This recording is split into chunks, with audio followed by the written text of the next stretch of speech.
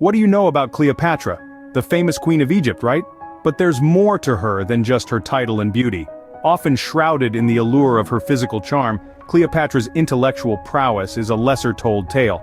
She was a polyglot, a mathematician, an astronomer, a philosopher, and an orator. Ancient scribes portrayed her as a patron of scholars, often found in their company. Cleopatra was not just born a queen, she was groomed to be one. Her education played a significant role in shaping her intellect.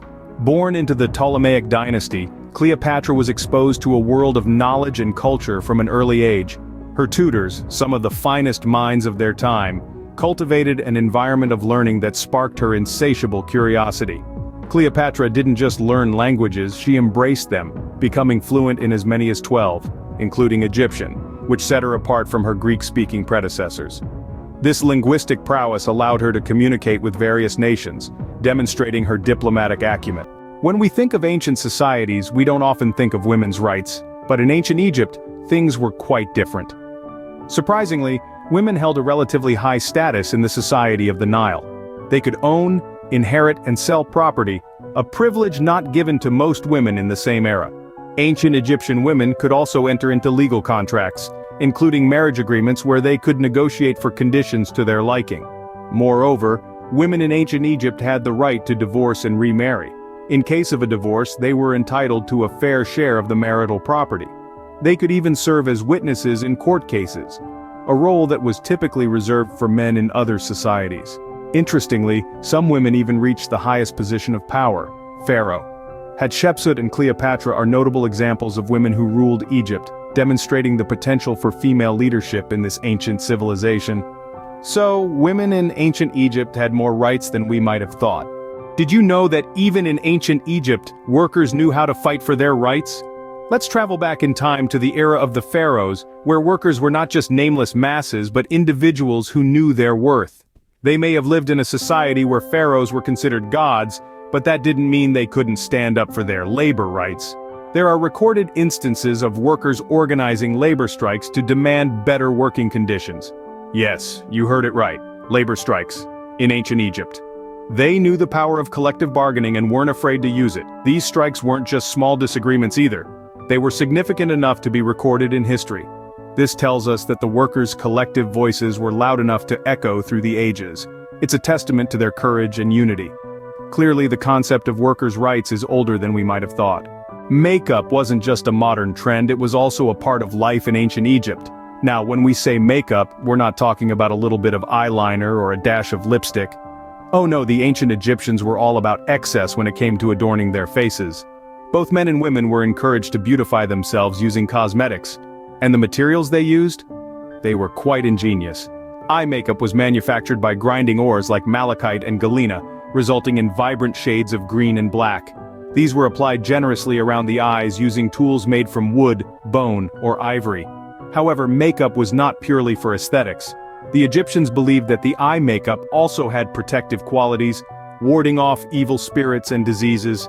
So next time you apply your eyeliner, remember you're following in the footsteps of the ancient Egyptians. Healthcare plans are not a recent invention. In fact, ancient Egypt had its own version. Yes, you heard that right. Stanford Egyptologist Ann Austin speaks about the earliest documented governmental healthcare plan.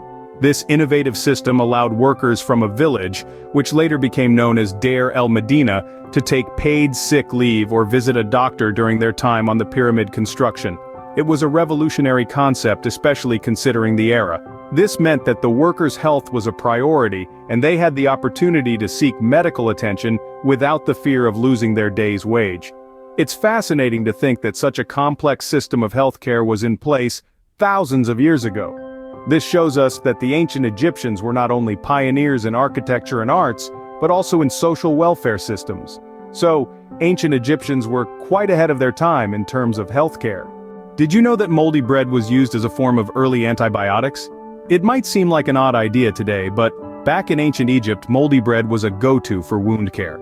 The ancient Egyptians had a keen understanding of the world around them, and they noticed that when certain types of mold grew on bread, it could help fight off infections. This was a time before the discovery of penicillin, before the advent of modern medicine. They didn't have labs or microscopes, yet they were able to harness the power of nature to treat their ailments.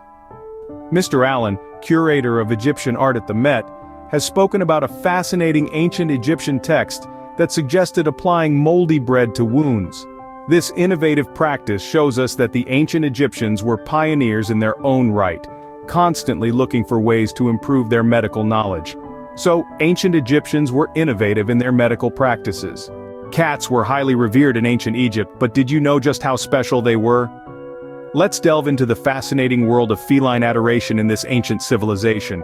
In the society of ancient Egypt, cats were seen as sacred creatures, symbols of grace and poise, and were even associated with the goddess Bastet, the deity of home, fertility, and childbirth.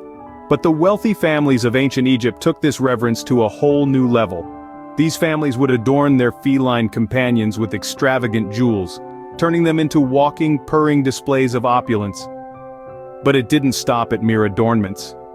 These privileged cats were also fed with the finest foods, meals that even some common families could not afford. This special treatment was a testament to the high esteem in which cats were held. So, cats were more than just pets in ancient Egypt, they were almost royalty. We often hear that the pyramids were built by slaves, but that's not entirely true.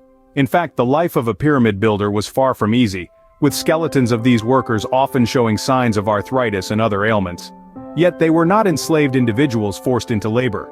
Rather, they were paid workers, earning their living through the sweat of their brow and the strength of their back. Recent archaeological evidence suggests that these workers were organized into labor teams, fed by the state, and given proper burial sites near the sacred pyramids they helped create.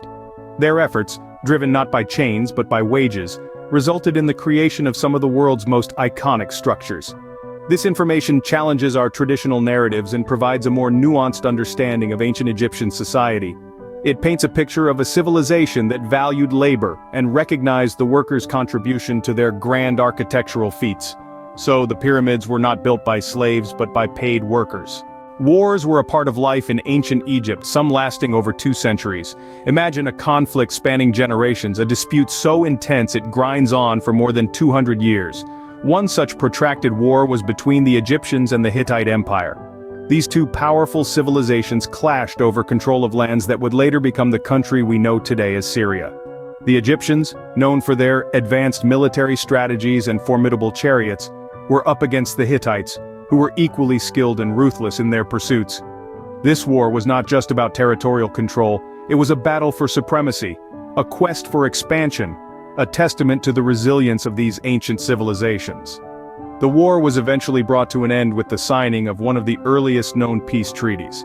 However, the scars of this long and brutal war remained, shaping the future of these civilizations. So, ancient Egypt was no stranger to long and brutal wars. Cleopatra's first husband was also her brother, but did you know she was run out of Egypt by him? This might sound like a plot straight out of a soap opera, but it's a historic fact. Cleopatra's dynamic with her brother-husband, Ptolemy XIII, was a power struggle from the start. Cleopatra, a woman of intellect and ambition, had plans to rule Egypt alone. However, Ptolemy XIII had other ideas. He ousted her from Egypt, a move that could have meant the end for Cleopatra. But Cleopatra was not one to accept defeat. She found an ally in Julius Caesar, one of the most powerful men of his time. With his help, she waged a war against Ptolemy XIV, a war she won, reclaiming her throne and solidifying her place as the Queen of Egypt. This remarkable turn of events just goes to show the resilience and cunning of Cleopatra. So, Cleopatra's first husband turned out to be her biggest adversary.